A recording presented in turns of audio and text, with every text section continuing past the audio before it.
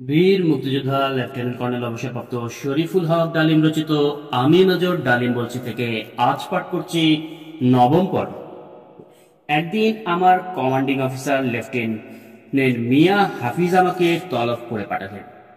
তার অফিসে যাওয়ার পর তিনি কিছুটা বিব্রত ভাবেই বললেন, শরীফ, ব্যাটারি কমান্ডারের দায়িত্ব থেকে অব্যাহতি দিয়ে আমি তোমাকে অ্যাডজুটেন্ট পদে বহাল করতে চাই।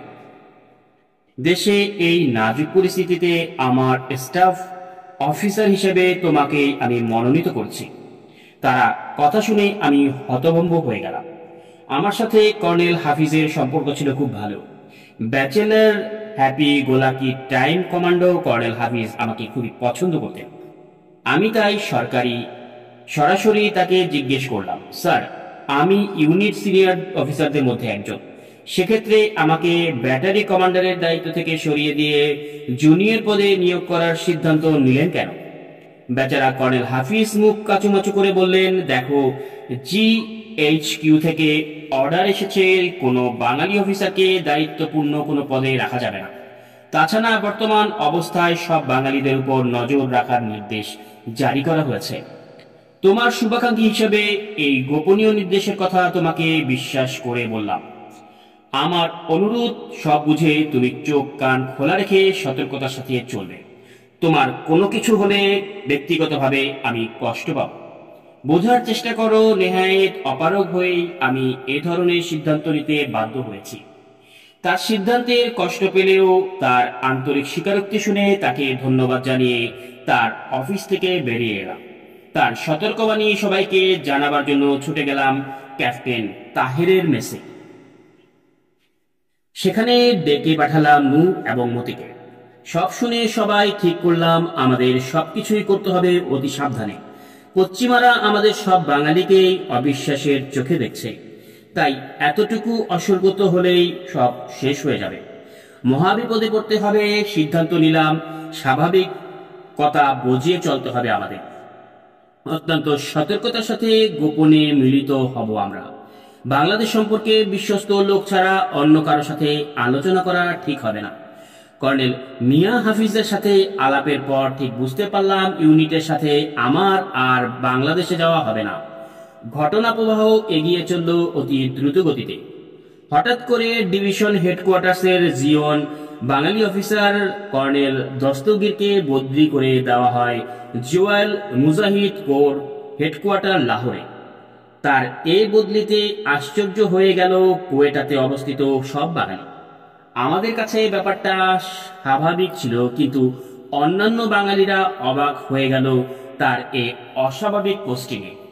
ডিভিশনের বাঙালিরা যারা বাংলাদেশ যাবার আশায় উন্মুখ হয়েছিলেন তাদের ঘুরে বাড়ি পড়ল। আমি ও নূর একদিন গেলাম কর্নেল দস্তগীরের বাসায়। তার পরিবার তখন বাংলাদেশে। তাকে বললাম, স্যার, এরকম কি আমাদের চুপচাপ বসে থাকা যুক্তিসঙ্গত? কি করতে চাও? পাল্টা প্রশ্ন করলেন তিনি। আমি বললাম, দেশের সংগ্রামে অবদান রাখার চেষ্টা করতে হবে যেভাবেই হোক। পাগল হয়েছ? ১,৫০০ মাইল দূরে বসে কি করতে পারো তোমরা? পালিয়ে গিয়ে যোগদান করতে পারি স্বাধীনতা সংগ্রামে, নয়তো ব্যালনের অ্যানিমেশন ডিপো উড়িয়ে দিতে পারি। এতে করে সমস্ত সামরিক বাহিনীর সেকেন্ড লাইন অ্যামুনিশন ধ্বংস হয়ে যাবে। অপূরণীয় ক্ষতি হবে সামরিক যাত্রার। যুদ্ধ কমার সক্ষমতাও কমে যাবে অনেকাংশে। পাগল নাকি? কি সব অদ্ভুত কথা ভাবছ? ইমোশনাল হয়ে এ ধরনের পদক্ষেপ নিলে তোমরা তোমাদের জন্যই বিপদ ডেকে আনবে না, বিপদ ডেকে আনবে পশ্চিম পাকিস্তানের সব বাঙালির জন্য। অবাস্তব চিন্তাধারা। তিনি আমাদের স্মরণ করিয়ে দিলেন পাসিং আউট করার দিন শপথ নিয়েছিলেন, টু রিমেম লোকাল to the constitution, so be faithful and prove your integrity. পরিশেষে তিনি বললেন, তার উপর করা নজর আছে, তাই সার্বিক মঙ্গলের জন্য এভাবে যখন তখন তার সাথে দেখা করা যাবে না। কি আশ্চর্য! এই দস্তগীর সাহেবকে জানতাম ভীষণভাবে বাঙালি জাতীয়তাবাদী চেতনায় উদ্বুদ্ধ একজন সাচ্চা দেশপ্রেমিক হিসাবে। তাকে শ্রদ্ধাও করতাম সে কারণে। কিন্তু একই, আজ তার মুখ থেকে একই শুনছি। মুহূর্তে মনটা বিষিয়ে উঠল। নূরকে বললাম, চলো যাওয়া যাক। বেরিয়ে আসছিলাম, তিনি বললেন, don't be so sentimental. Even if Bangladesh become a reality, preserve yourself, Bangladesh can not go without you and me. তারা সুবিধাবাদী উক্তি শুনে গাটা ঘিন ঘিন করে উঠল। এই সংসারে সত্যি মানুষ চেনা দায়। বিক্ষুব্ধ মন নিয়ে আমিও ফিরে এলাম। পরদিন যেদিন থেকে লাহোরের পথে যাত্রা করেছিলেন সেদিনও তাকে আকুল মিনতি জানিয়েছিলাম, স্যার এখনো সময় আছে। আপনার মত বিচক্ষণ সিনিয়র অফিসারদের প্রয়োজনে স্বাধীনতা সংগ্রামে।